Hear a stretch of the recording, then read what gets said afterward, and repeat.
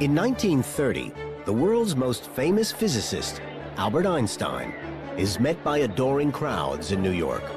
He's just visiting, but before long, he and many other German Jews will be hoping to make a permanent home here. He's asked his opinion on prohibition. He doesn't drink, so he doesn't care.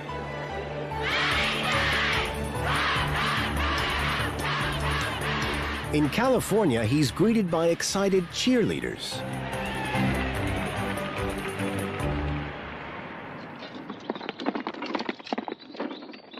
The next summer, he's back home in Germany, at his cottage outside Berlin.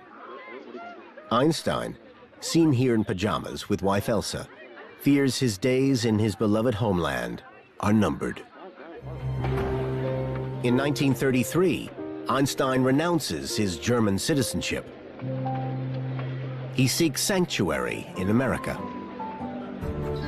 Long Island, 1937. Einstein's good friend and accountant, Leo Mattersdorf, catches him off duty in his home movies. Chatting with Leo's wife, Jeanne, and playing with their daughter, Stephanie. Safe in America, Einstein knows he's one of the lucky few.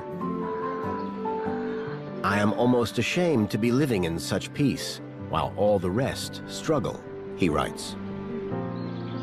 He campaigns on behalf of refugees and rails against fascism. But he'll never call Germany home again.